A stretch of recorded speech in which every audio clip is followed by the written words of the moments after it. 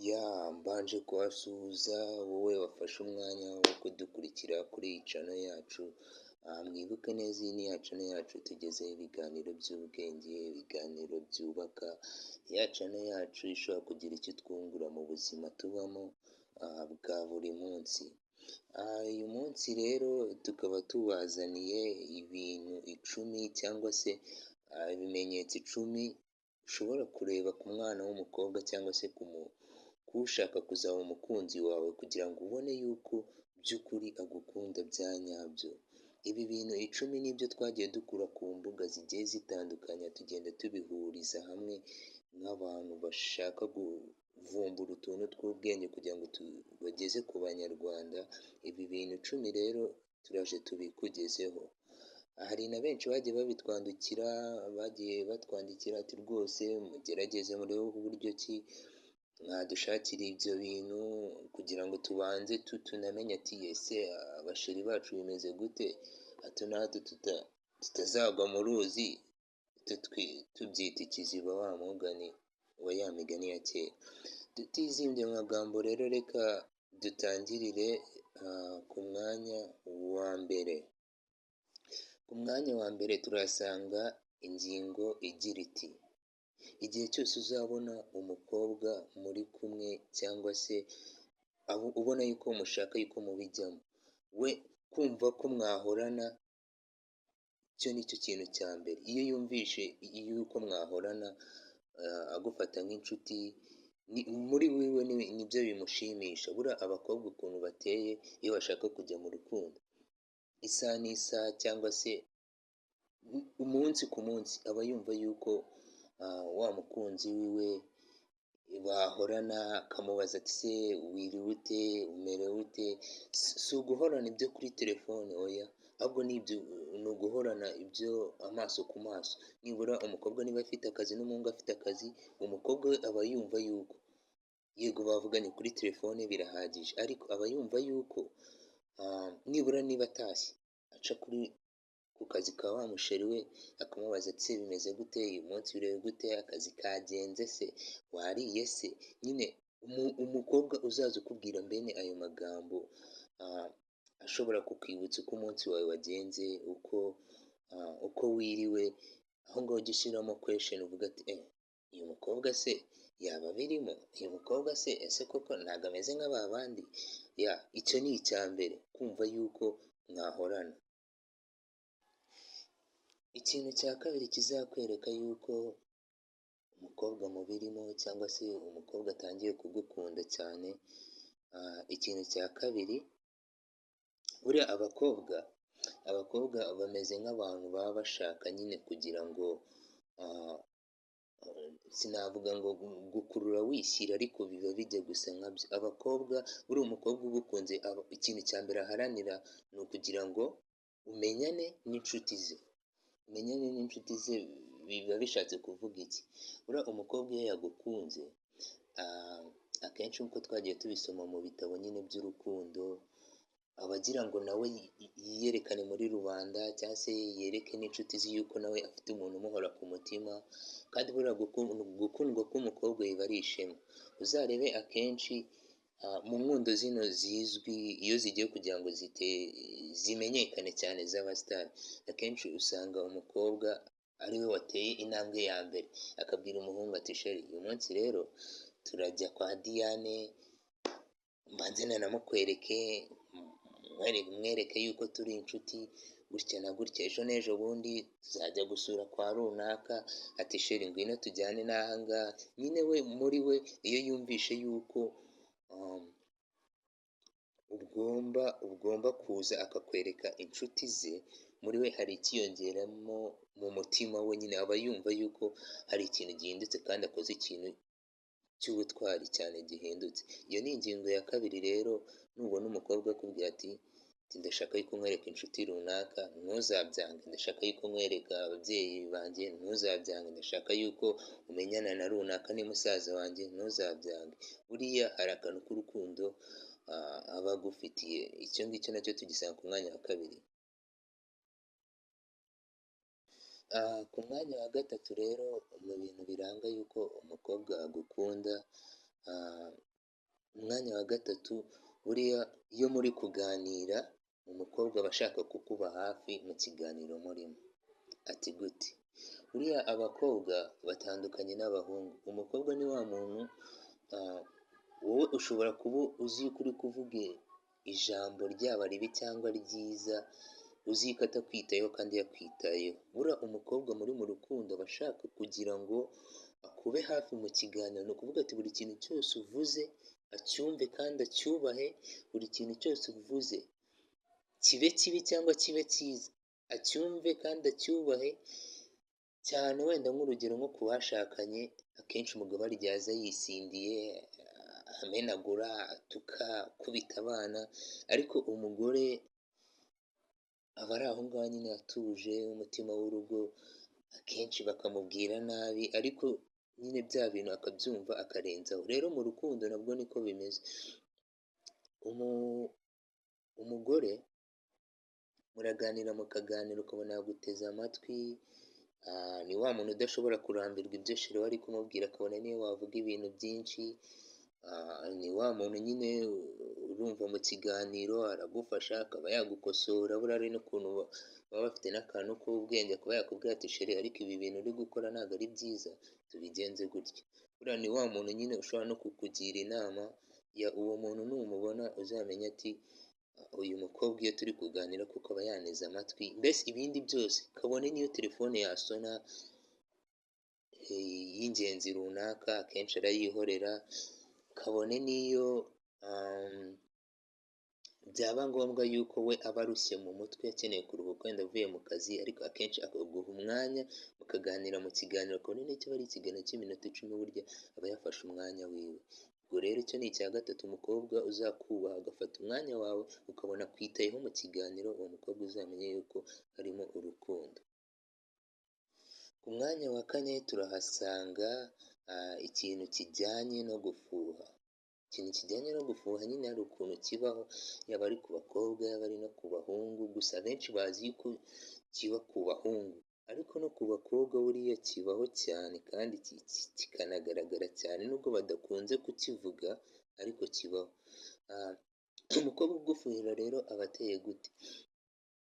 Akenshi ni cya gihe uzaba uri mu kazi cyangwa se uri kumwe n'inshuti zawe, cyangwa se mwasohokanye. Ni urugero, murasohokanye n'inshuti zawe, harimo inshuti z'abakobwa, inshuti z'abahungu, ubwo nawe ari ku mpande aho ngaho, ariko noneho wisanzuye kuri za nshuti kumurusha, wisanzuye kuri za nshuti z'abakobwa kumurusha, wisanzuye kuri za nshuti z'abahungu kumurusha.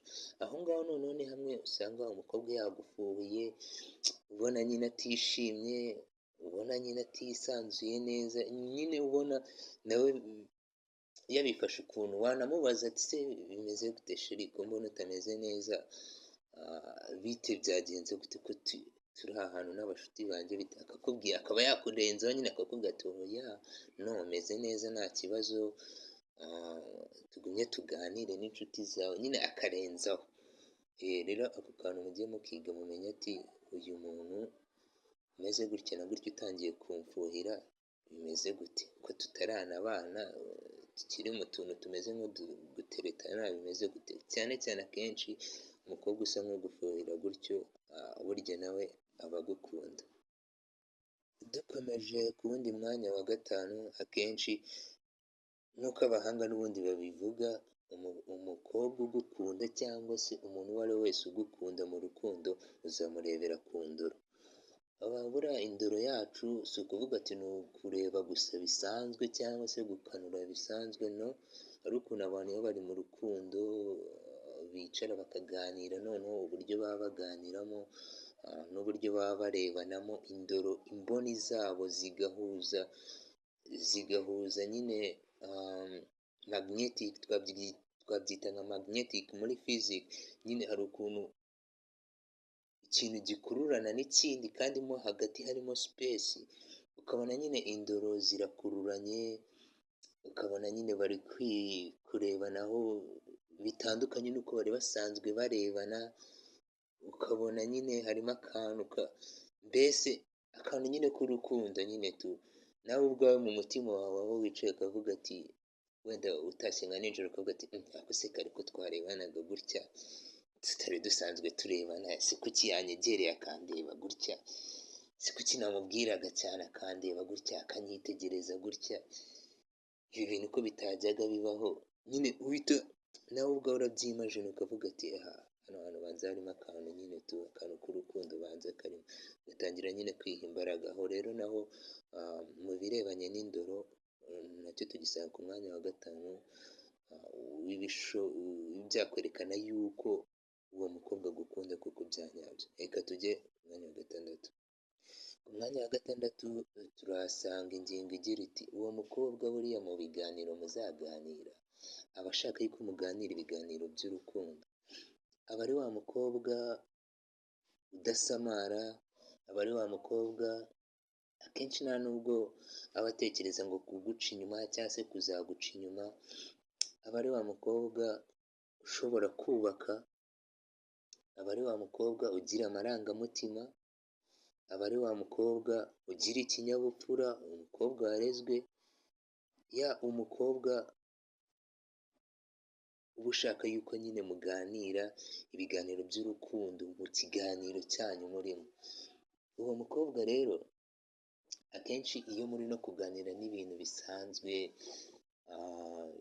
bisanzwe by'isi cyangwa se utuntu dusanzwe twa runaka, we murabiganira ariko akenshi wa mwanya we aba abonye wo kuganira nawe ntabwo ari ibyo ngibyo aba ashaka, bagira ngo mwinjire indani muri rwa rukundo rwanyu, anakubaza ati se urukundo rwacu rufite iyihe ntego, ese urukundo rwacu urabona ruzagerahe?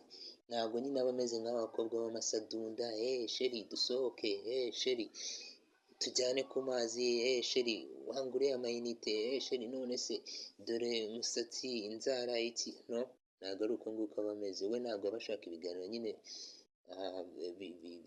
bishobora kuba byagusitiresa mu mutwe, cyangwa se bishobora gutuma utekereza ati se umukunzi wanjye ko mbona nta mafaranga afite, noneho umusatsi biragenda gute ko mbona nta biceri by'umusatsi we, ndabyitwaramo gute? We agira ngo ahubwo mwiganire bya biganiro by'urukundo byubaka, amenye ati mfite umuhungu nkunda koko, amenye ati uyu munsi umuhungu yanekerejeho gute, si na ngombwa yuko we umuhamagara, ahubwo nawe yagira gutya akaguhamagara nyine yagira ngo mwiganire bya biganiro by'urukundo by'indani. Icyo ngicyo ni ikizakwereka umukobwa ugukunda, aba ashaka yuko muganira ibiganiro by'urukundo byo mo imbere.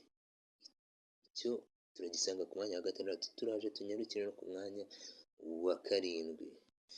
Ku mwanya wa 7 rero ni umwanya ukomeye cyane, ni umwanya igihe cyose uzabona yuko umwana w'umukobwa mu minsi yawe igize ubuzima bwawe harimo iminsi mike afatamo nk'iminsi idasanzwe, uzamenye yuko uyu muntu koko agukunda. Urugero rwa mbere, ushobora kuba uzuzuza aniveriseri mu gihe runaka, tariki runaka, umunsi runaka, ukazajya kubona ntimurateretana, ntimurakorana ibiki, nta n'urukundo munafitanye runini, atangiye kujya kwibarishwa ati ariko se ubundi aniveriseri yawe uyigira ryari?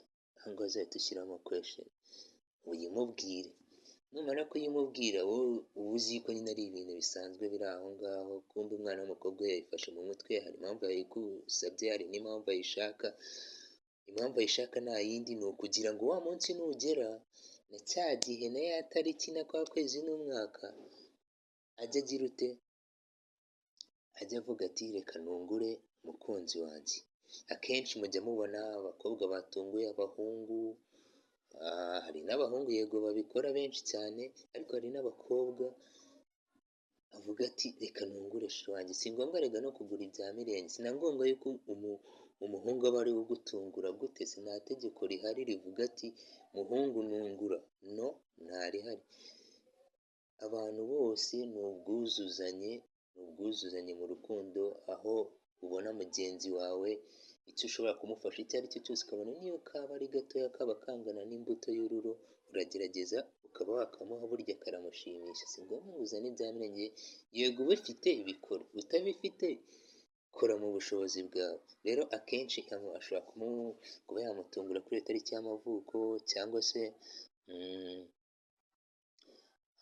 ushobora kuba wenda ufite ikindi kintu wibukiraho, nk'ababyeyi bawe wenda baritabye Imana, ukajya ubona umwana w'umukobwa araguhumurije, arakubwiye ati humura turacyari kumwe, humura aho bagiye, aho bari ubu ngubu bari amahoro, aho bagiye ni heza, humura gutya na gutya, nyine ukabona ya tariki iri kugera ari kuguhumuriza. Iyo tariki rero nubona hari umuntu ukwitayeho kenshi mu rukundo, uzamenye yuko harimo ikintu koko cyo kugukunda.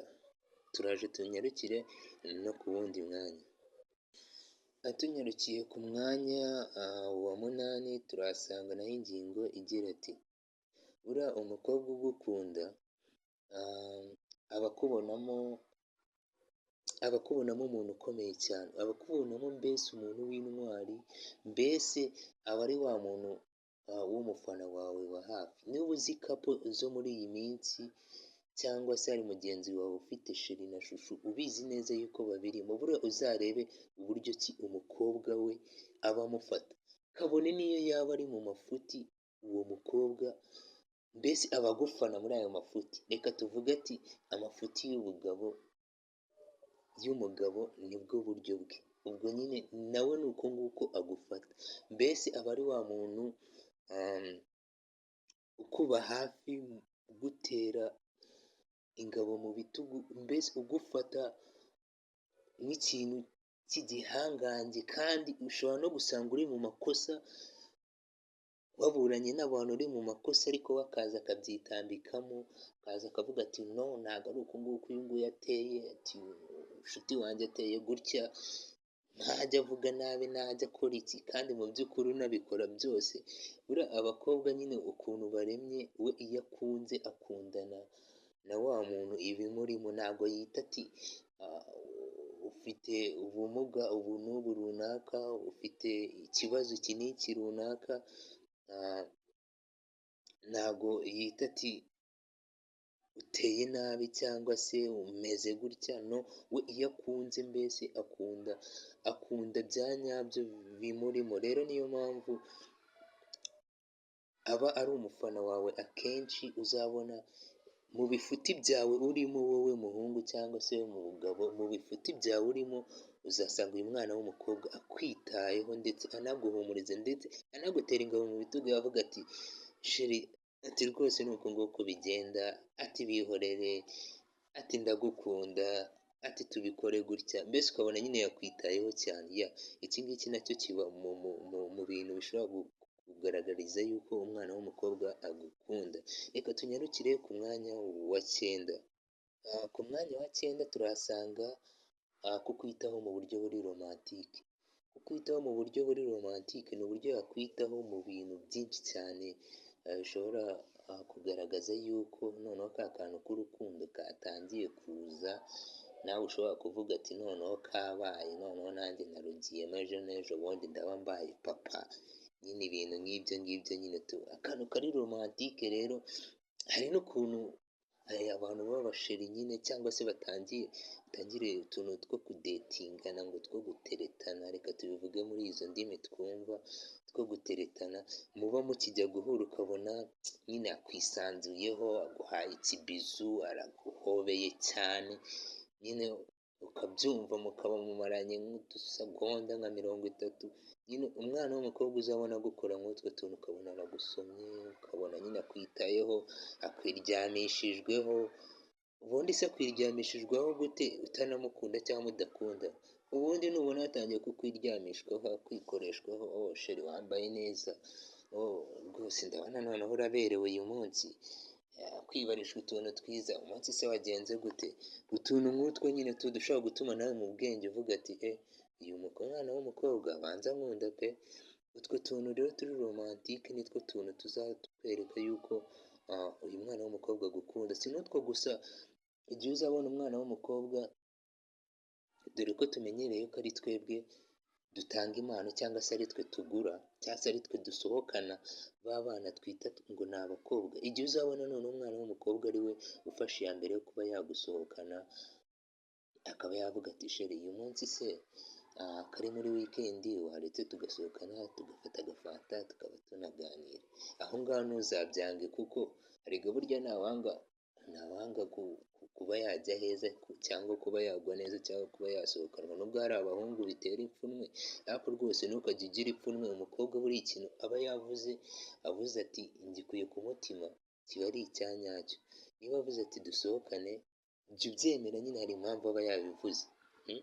Wowe wimujaginga uvuga ati buse udufaranga twe ndadukoresha ndadukonsoma, wize ute se wabona anakurusha n'umushahara cyangwa se afite n'ahandi hantu aba yayakuye, wowe emera uti reka tugende dusohokane njye ku yawe numve n'ukuntu ameze, nta kintu erega biba bitwaye. Ubwo rero urumva kuba yagusohokana nako ni akantu kari romantike, ni akantu mbese uzajya uhora wibuka mu mutwe wawe uvuga ati runaka yaransohokanye ni byiza. Si ngombwa yuko wenda ni akantu ngiye kubwira abakobwa, si ngombwa yuko erega n'abahungu bahora babasohokana bazabanyuzemo ijisho bajye bavuga ati ubundi uyu nguyu ndamusohokana buri munsi amarira iki, no nawe ijisho unyuzemo uvuga ati reka nanjye nsohokane sheri, kabone n'iyo mwagenda mukanywa fanta ya 800 kamwe gatoya cyangwa se y'igihumbi, si na ngombwa yuko mugenda hantu hari hejuru cyane, no buriya mu rukundo utuntu twose dutangirira hasi, mushobora no kujya muri ka kabotike gasanzwe hamwe habamo ibirayi n'ibitoki n'ibishyimbo n'umuceri n'isukari n'utubombo tw'abana, ariko mukicara ku mpande umukobwa akaba yakugurira ikintu mbese mukishima mukanaganira ibindi bintu byubaka biri aho ngaho, utwo ni utuntu turi romantike, cyangwa se akaba yanagusanga ku kazi akaba yakuzanira wenda akajuyisi, akaba yakuzanira wenda umupira wo kwifubika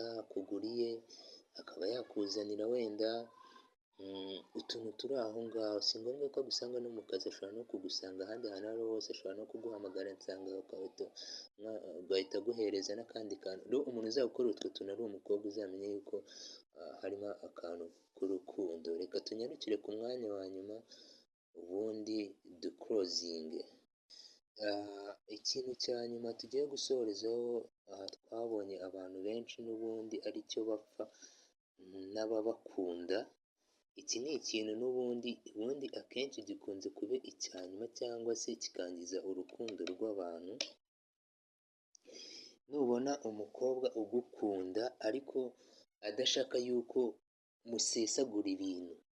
musesagura ibintu bya buri kanya, ngaho iki aniveriseri yabaye mwasesaguye kabaye, ngaho inzara zashize nshyiriraho izindi, ngaho umusatsi dore washize nshyiriraho izindi, kandi ubwo nawe afite akazi cyangwa se nawe afite ukundi kuntu abigenza akabona udufaranga, ariko ategereje yuko umuhungu aba ariwe uzabimukorera.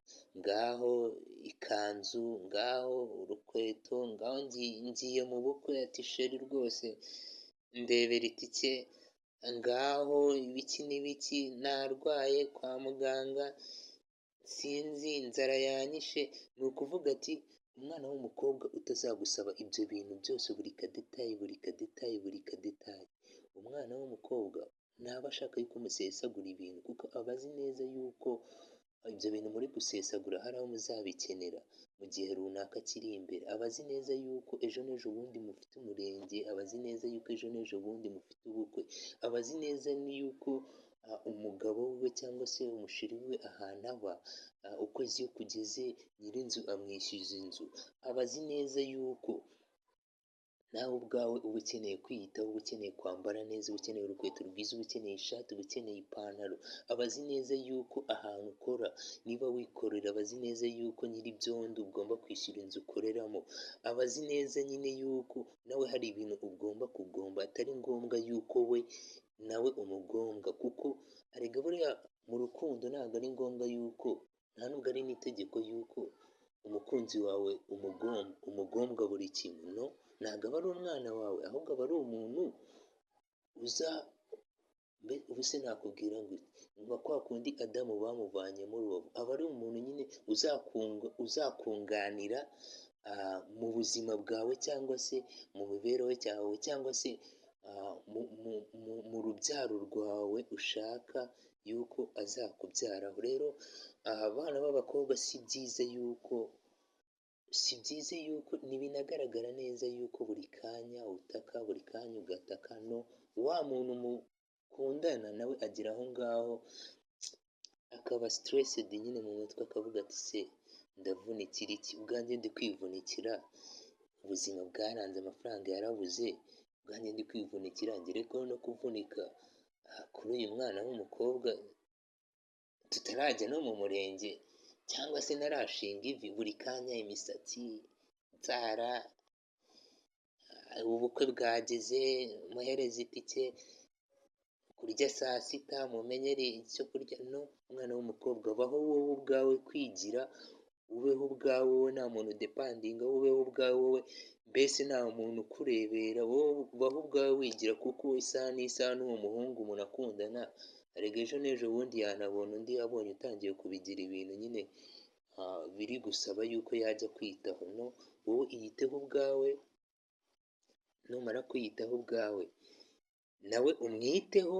Yego hari ikintu wenda ushobora kuba urwaye, ushobora kuba ukeneye amafaranga runaka, ibintu nyine by'ingenzi bishobora kuza ari nk'ibyago biri direct, aho ngaho yakumva akagufasha nk'umukunzi wawe, ariko si ngombwa buri kanya, no, ntabwo ari byiza. Rero umwana w'umukobwa, muhungu nkubwire, umwana w'umukobwa uzabona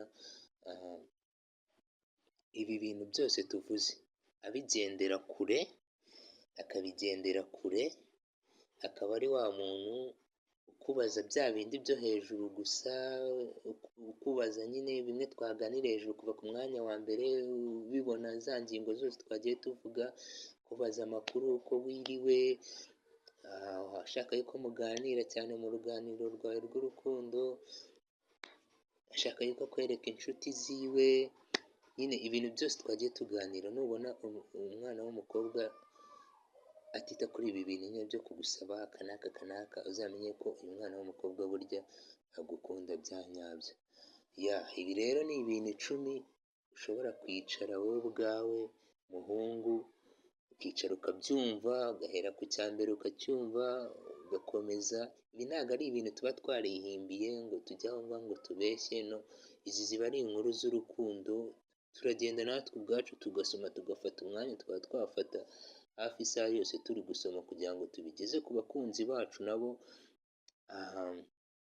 bagire icyo bunguka muri rwa rukundo. Ejo n'ejo bundi mutazinjira mu rukundo, za nkundo z'iki gihe, divorce, abandi biyahuye, no, twe ntabwo ari uko dushaka, tugomba kujya tubagezaho ibintu nyine byubaka, bibagirira akamaro. Izi rero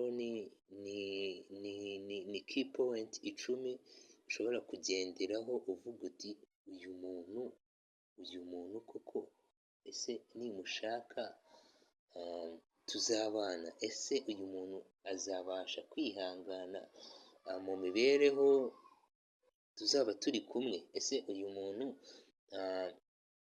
urubyaro rwanjye, umuco ruzavukana nawe ruzawumukuraho. Nyine utwo ni utuntu tw'ingenzi umuntu wese ashobora kuba yasoma cyangwa se yakumva bitewe n'uko we abifata. Ni utuntu tw'ingenzi buri wese agende atwumve neza atuje, ndetse turi bumufashe no guhitamo no mu mahitamo yiwe. Si ngombwa yuko ugendera ku bwiza, si na ngombwa yuko ugendera ku butunzi bw'ibyo umuntu afite, no, ahubwo ugendera ku rukundo n'ibikorwa n'icyo akwereka, kuko twese turi abantu bakuru, turanajijutse, buriya turi abantu bazi gutandukanya. Ariko iyo byageze mu rukundo burya habamo ikintu cyo kwitondera, ntabwo ari ikintu cyo guhubuka.